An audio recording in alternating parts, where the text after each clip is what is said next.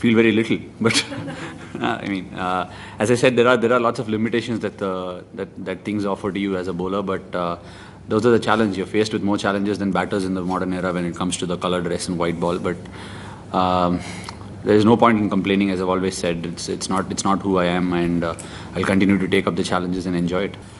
It's not just Chris Gayle. It's any other batsman in world cricket. I mean, anybody who attacks wants to put you off your hook, and that's similar. I mean, as far as I'm concerned, I look to get their wicket, and I go strongly for getting wickets of any batsman that I think is pretty dangerous, because I like it. I mean, I like to throw myself in the middle and try and see how much I can make an impact in that particular game. So be it Chris Gayle, be it AB de Villiers or anybody, I look to get them out of the middle. I mean, once you get them out, then the game's going to clear away. No particular plans. I mean, it's pretty simple. You got to restrict the hitting towards one side of the ground, because you got three fielders, and maximize that particular three fielders and try and see how much you can restrict the hitting towards that side. And if there are pockets that open up, and if there are times where you feel you can attack, and batting power play is a very good time to attack, because you don't give a lot of singles. It's pretty much about boundaries and wickets, so you can restrict the hitting to one side and try and see if you can scalp a wicket or two. See, I mean, I started bowling spin pretty late in my career. I was more of a batsman until my under-19s. And when I started bowling spin, it was all about Harbhajan Singh, Anil Kumble and all that. So there have been times I've really mocked around with my action and tried and be a Harbhajan Singh, try and be an Anil Kumble, try and bowl a leg spin in between. See, I mean, skill-wise, I think there are a lot of people that you can admire all through your career. And as journalists, you might know better about it. But I've always maintained that Anil Kumble is one of my big heroes, for the fact that every time he's been put in a corner, he's come out really successful. That's one aspect I really admire about him. And there have been times people have asked me, who's your role model? And I've actually told before that Anil Kumble is one of my role models. To actually hear that from him is a big honor. At the same time, it's a big boot to fill in. It's not as easy as he made it sound, but I'm really pleased for it. I think it's huge in the sense, if you get a couple of wickets up front, then the entire game turns on its head as far as a spinner is concerned. When I come in, I've got that little bit more freedom.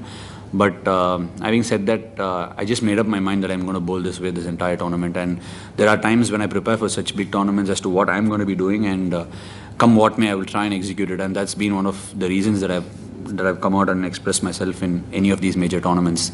I like the big stage, and I'd like to assume that I like to do it my own way. For me, most of my bowling is up there in my head. It's very mental as far as I'm concerned. And if there is an approach to be taken, any big tournaments, if you look around yourself within your team or outside your team, you always see a lot of insecurities. And I try and capitalize on insecurities of other cricketers. As much as I'm insecure, they're also insecure. But for me, I love the game more than anything else. So when I go out to play the game, I tell myself, I mean, if I excel, I excel. But if I don't excel, I don't want to exist in a normal beat race. You know what I mean? I don't want to really be there and thereabouts with someone else. So if I excel, I excel. I always play cricket to excel. See, you know, it's very hard to take up on opinions, because he said it's a waste of time. And if I say it's not a waste of time, it's going to be a contradiction. So that's not going to be the route that I'm going to be taking. I think what exactly he meant was to try and say it was pretty draining on his boys. I think he was fair enough in saying that.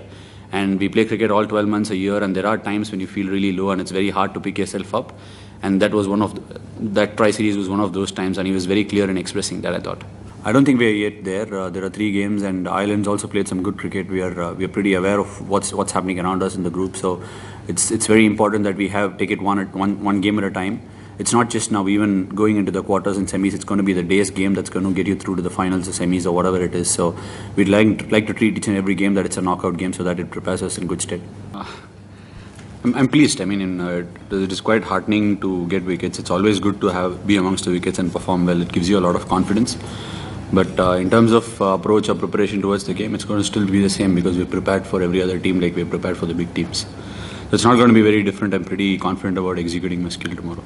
Media are here to support us. I mean, it's very heartening to see the media turn up in so many in huge numbers and try and support us.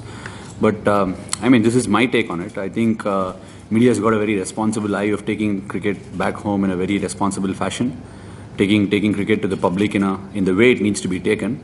There are times when I'm not happy with that, but that's my opinion. But there are other times where you support the players, and it's very important to take the game forward. See, I think in my journey as a bowler in international cricket, it's been a learning curve. It's been one heck of a big learning curve, because there are times when when you think you're bowling really well and you end up learning even more in that particular phase. So you can't really say that you're bowling at the best. There have been times before where I felt like I'm bowling at my best, but immediately, like in 10 months or a year's time, I've always found there is another gear to go up to. So you never really know with this game. If you're open to learning, I think the summit is very high. So you never really know.